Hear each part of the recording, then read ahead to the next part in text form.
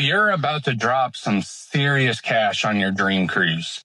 You've got the ship, you've got the itinerary, but one decision's left that can either make or break your vacation. And we're talking about your cabin. A lot of first-timers think a room is just a room, right? No, wrong. Wrong cabin equals sleepless nights from the club or party down below. If you get motion sickness, you can end up being sick the entire cruise. What's even worse is you could have no view or maybe a really bad view. Today, I'm going to walk you through 4 things you have to consider, which is motion, noise, views, and convenience. That way, you can pick the perfect cabin every single time. Let's start with the one that trips up almost everyone. This is motion. Let's be real. The number one fear for a lot of new cruisers is, am I going to get seasick on board? Your cabin location is going to have a lot of play in this situation. The middle of the ship on the lowest decks is going to be the most stable area of the ship. Equate to a seesaw.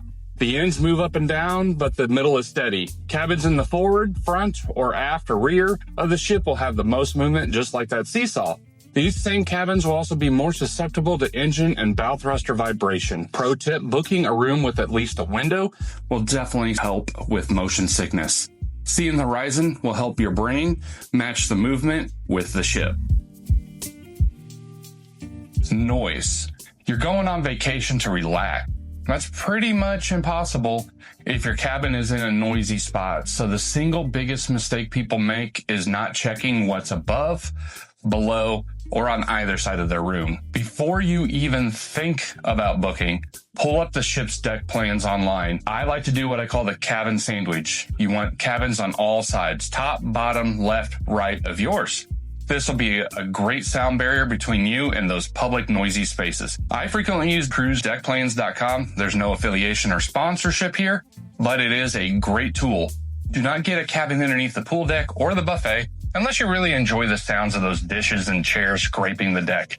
Avoid rooms near the elevators or stairways. The traffic noise can also be overwhelming. Another place to avoid is rooms underneath theaters or clubs. Sound travels through the walls and the floors, and you don't want that.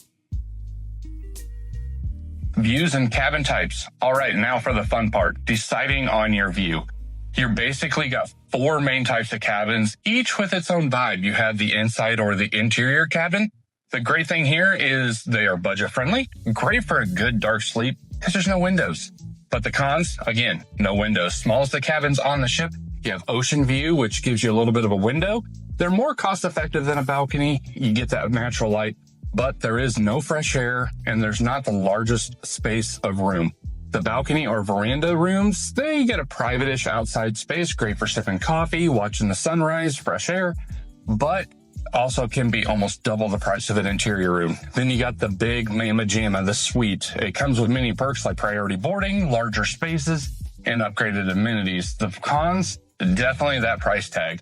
They're more costly than the average room on the ship. If you're looking at an ocean view or even a balcony room, definitely you're going to want to cross-reference a deck plan.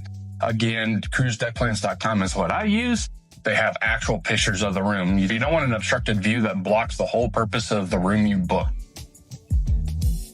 Another thing that's important is convenience. But first, if you're finding this helpful, do me a favor and hit that like button. Okay, last but not least, let's talk convenience. Think about where you'll be spending most of your time on board the cruise. If you have young kids, you think maybe the kids club nearby will be great, but consider the noise levels. Also, if you have kids or a family, being near the buffet could be nice, but from my experience, do not book a room underneath the buffet. There's a lot of noise. If you have mobility issues, you definitely want to think about booking a room near the elevators. That way they're easily accessible. Pro tip here is beware of the guaranteed cabin. While the cheapest room on board for that category, whether that be an interior or an ocean view balcony or maybe even a suite, you will not be able to select your room. The cruise line will do that for you. This is a double-edged sword. Sometimes you get an upgrade, but you could also get the worst of locations on board. So if your room is important to you, do not book a guaranteed room. So to wrap it all up, focus on location, not just size. Go for midship or lower deck. That way you can beat the motion sickness. Always check the deck plans to find a quiet cabin sandwiched between other rooms and decide if a balcony is actually worth the extra money for your travel style. And for your first time, I would recommend avoiding the gamble of a guaranteed cabin. Choosing the right cabin ensures your little home away from home during your vacation is a peaceful escape and doesn't become a headache. Now, I want to hear from you. Drop a comment down below and let me know what is your number one priority when you're picking your cruise ship cabin. And in a small world, travel's large.